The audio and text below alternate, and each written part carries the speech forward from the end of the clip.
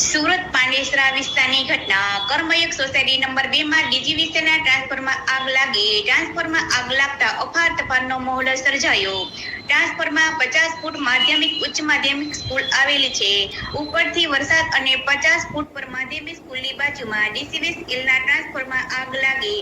ઘટનાના આ ડીસીવીસીએલના ટ્રાન્સફોર્મરની બાજુમાં બિલ્ડિંગ નાના બાળકો સહિત પરિવાર રહે